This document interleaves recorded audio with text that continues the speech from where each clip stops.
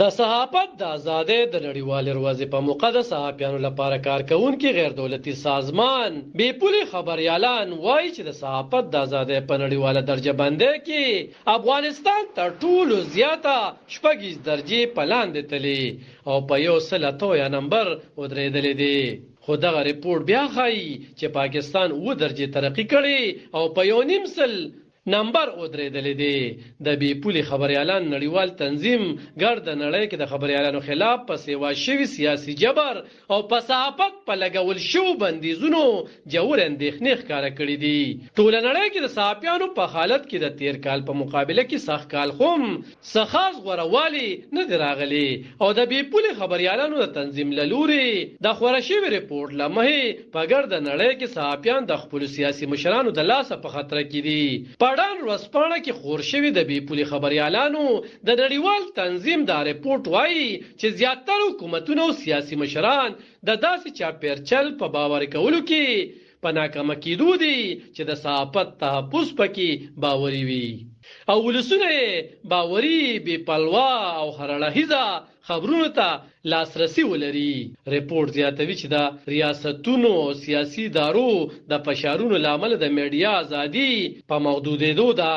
دا ریپورت لمخې د اکتوبر 2023 راسي غزا کې له جګړې پیل کېدو وروسته د صحافیانو او میډیا په ضد سرغړونې زیاتې شوې دي او د اسرائیل له لوري په غزا کې تر 100 نه زیات صحافیان وژل شوي دي.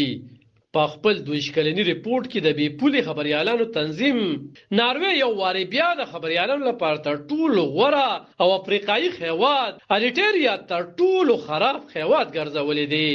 پروس کال تر ټولو په ښکته درجه راغلی هیواد شمالي کوریا سخت کال 2 درجې پرمختللی او په 108 نمبر ودرېدلې دی. د افغانستان تر ټولو زیاته ښکته کېدل د کوم ملکونو درجې چې تر ټولو زیاتې په ښکته تللي دي هغې کې افغانستان هم شامل دی. افغانستان 6 درجې تنزلي ښکته تللي او په 108 نمبر ودرېدلې دی. ریپورټ کې په 4 کې 3 برخې هیوادونه د صحافت د ازادۍ په حواله خراب ګرځول شوي دي. ریپورټ وایي چې دا هیوادونو کې په ریکارډ شمیره کې صحافیان نیول شوي، لادرکه کړل شوي او هم یرغمال کړي شوي دي. مکسیکو د صحافیانو لپاره هم هغه شان خطرناک ترین هیواد بلل شوی او ویل شوی چې دغلته د کال 2019 نه تر اوسه 7 خبریالان وژل شوي. ایشیا پیسفیک سیمه د صحافت لپاره د نړۍ دویمه خطرناکه ترینه سیمه بلل شوې ده.